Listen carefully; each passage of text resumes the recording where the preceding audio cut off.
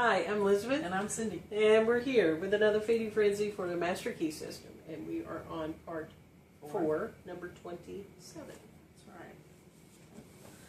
right.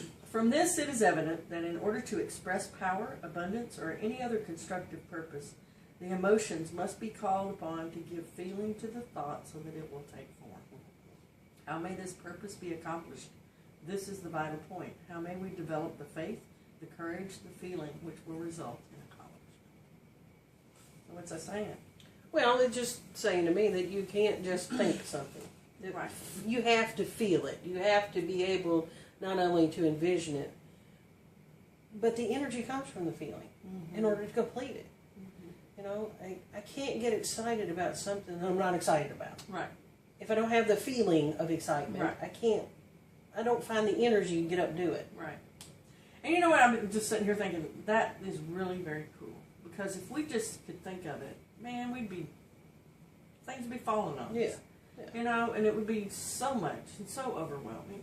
And even though we think for a minute that would be really cool if I could just think about money and it just appear, it's those things that I really get emotional about that really come to fruition and that manifest in my life. And I'm thinking back to when I really wanted to stay home with Matthew, my son, and I got in that feeling place. I mean, I felt it. You know, I would go put him in daycare, and I would go to the park, and I would just sit, and I would dream and write about exactly what I wanted in my life. And I got into that feeling that I wanted it so bad, I could taste it. You know, it was so real here, and I felt it, you know, and it happened. Every bit of it happened. And then there have been other times when I really wanted something, but I didn't put the energy to it. Yeah. I just wanted it, and, you know, I really wanted it, but I didn't put the feeling into it. I didn't take the time and the energy and invest any real feeling power to it. Well, and once we engage our emotions in it, we begin to act as if it's already here. Right. As we've had great teachers tell us before, that you've got to act as if it's already here. Well, I think that comes on the heels of that excitement, that feeling, that wanting it so bad you can taste it. Right. That automatically comes with it. It is that determination that draws it, that attracts it so much that you can't not get it. Right. You know? There are times when I think, oh my gosh, I'm so glad that thought didn't come true. Where I had been thinking haphazardly or, you know, against this, that, or the other thing, and I'm thinking, oh, I'm glad that didn't come true. Yeah. You know? Oh, yeah. And so on the opposite side, there are things that I think, oh my goodness, if that had actually come true, you know, the backlash from that would have been stupendous. But thank goodness we it didn't have work to that get way. in touch with the feeling nature in order to see it manifest. Have to.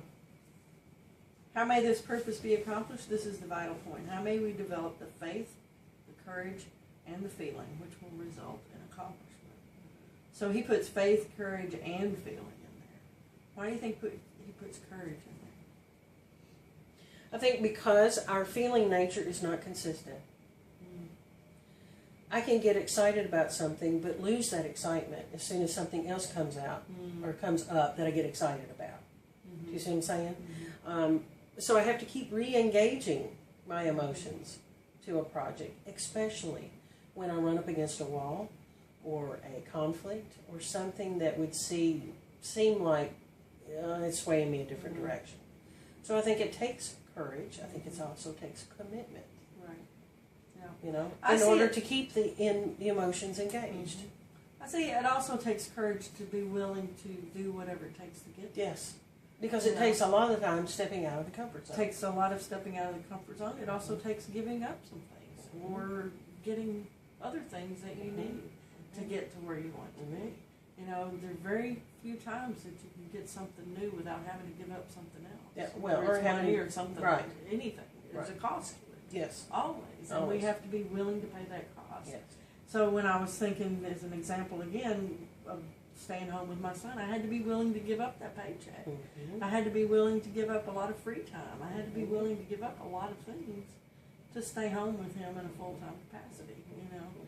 I wanted it bad enough that I was willing to pay those costs, Yes. those price. Yes. So I think that takes a lot of courage to say, yes, I want this enough. It does.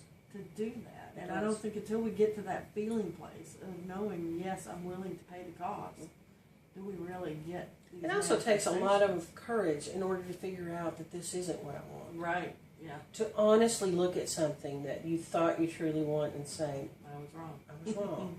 It takes a lot of courage to say that.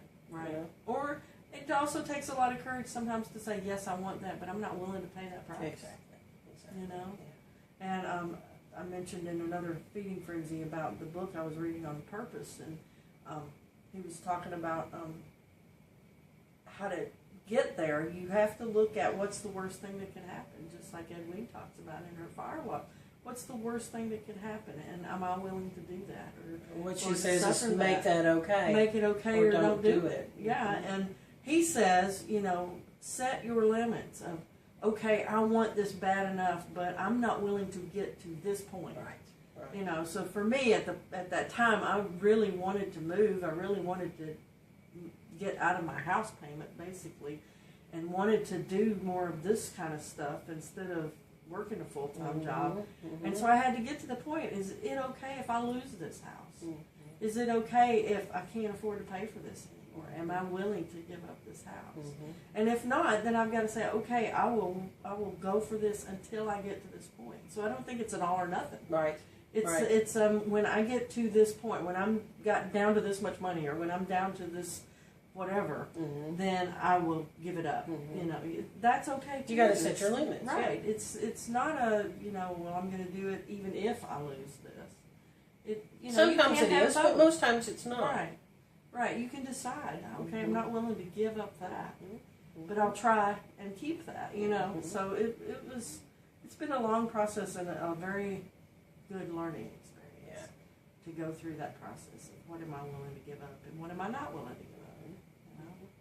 It's really good stuff. It's good stuff. Shrink. Shrink.